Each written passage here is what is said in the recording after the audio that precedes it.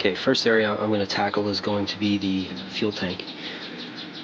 So we're going to remove all the damaged metal from this piece. Once that's out of the way, I can work on straightening and remaking the flange underneath, because this top piece is spot welded along the edge and it's actually separate from here. So we'll get this cut out and we'll work on repairing and remaking whatever we need to of the flange on the bottom. Once that is repaired and structurally sound, we can cut our patch, bend it to conform to this curved area here, and weld it up, and that'll be done.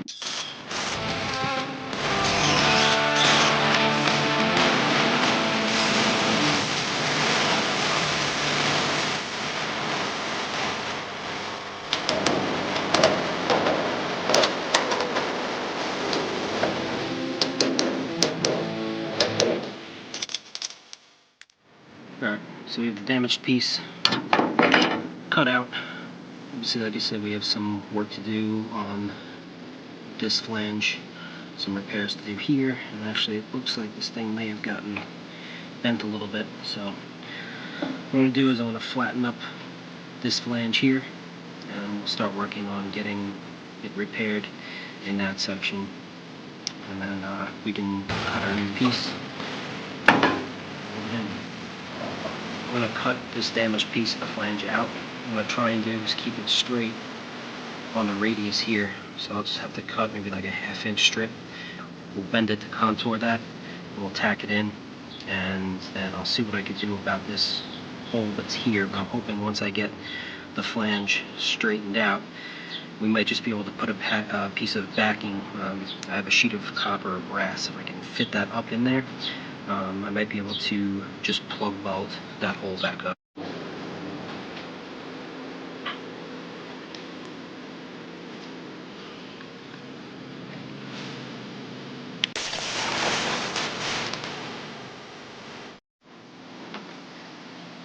Okay, so I have my piece cut. What I did is I clamped that strip to this side and just slowly worked it by hand and a little bit with the hammer towards the ends to get the correct curvature. So now that we have that, I'm just going to throw a couple of tacks on this while I have the magnet on there. And then once that's done, we can just basically finish weld this up.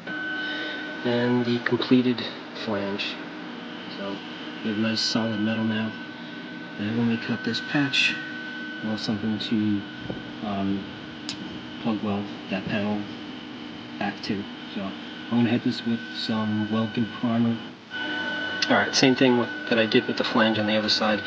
I have my patch cut, clamped, and then we're just going to bend it to contour of the piece itself. So this is another repair that we're going to have to take care of. There are actually a bunch of these all around the Jeep. I'm only going to film one because it's kind of pointless to do it over and over again. But this is just obviously a hole at some point. It was drilled in the body of this thing. It doesn't belong there. So what I'm going to do is I'm going to clean up the surface, clean up the inside a little bit, and then I'm going to put a copper plate on the back. And then we'll get to welding that shut. So let me start cleaning it up.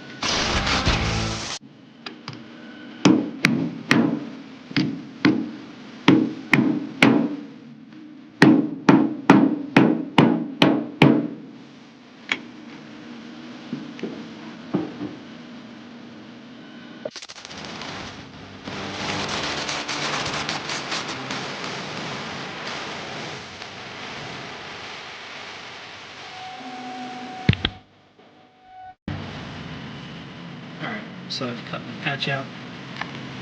Let's see if it's going to be enough to cover that area that we need to repair.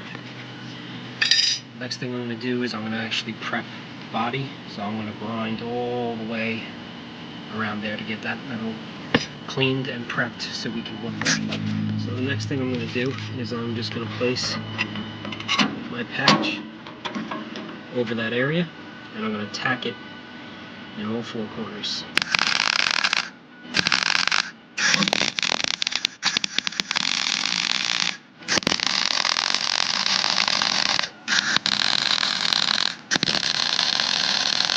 Now that we have plate over the area that needs to be patched, I'm going to come in with my cutoff wheel, and at a downward angle, I'm going to cut the first seam up top.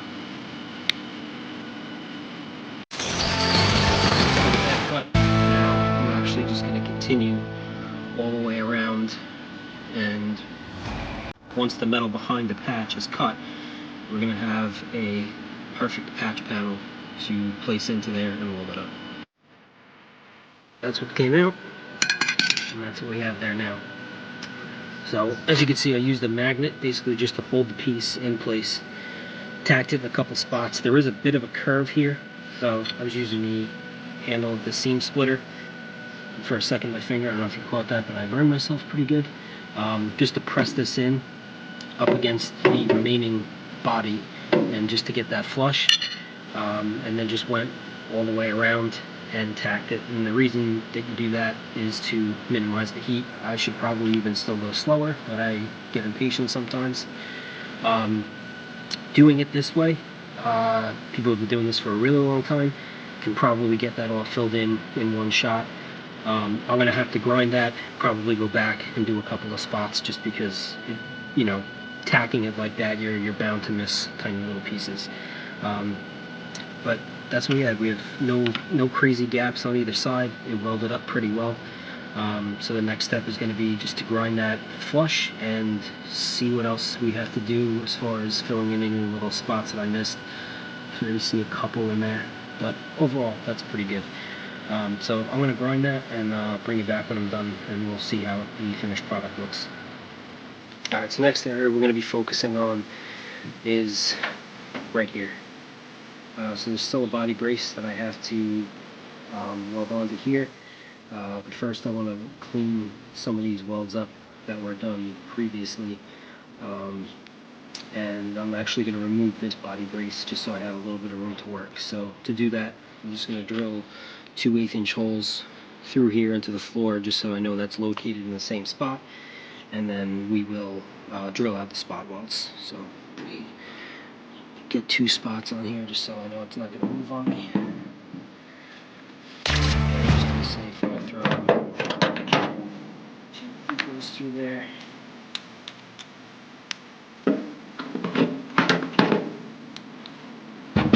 Now, after that's removed, I know that I'll get it back in the same spot because of these 2 holes there that are located, and then these pins will actually hold it in place while I weld it. So I'm actually going to pop those back out for now.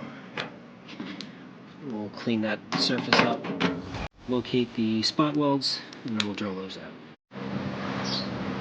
Okay, next thing I want to do is we're going to clearance this flange here in order to put the new body brace on. So I just laid this down. These 2 holes have to line up with the 2 holes in the floor, and I just marked the flange on the edge there. So I'll do is I'll zip that out, clean that up, get that smooth. We can lay this down, and then we can start trying to get this floor to straighten out a little bit, which I'm not 100% sure how I'm going to do just yet. I don't know if you can see it on the camera, but it's a little wavy right there. So we'll get that cut out, and we'll see what we can do. Alright, so here's what I came up with to try and straighten this panel out. What I did is I just took a piece of square stock, drilled a 1/4-inch hole in the bottom, opened the top up with a uni bit so that I can fit a socket through, and so that a self-tapper won't actually go through the bottom. And I'm going to use the existing metal here and here to brace that, and hopefully use the self-tapper to bring that patch panel that was already cut in previously when you get in the Jeeps up. And once that's flush, we can throw a couple of tacks on that and then weld it up, and hopefully that'll get it a little bit flatter for that body piece. So let's see if this will work. But once I screwed this down to this panel, it drew this patch up to where it was flush with the rest of the metal. So I might throw a couple of tacks over here. Don't know what I'm going to do about here yet because there's a pretty big gap from where it was welded before. So I may end up just, maybe I'll see if I can put the copper on the back of that and weld that shut.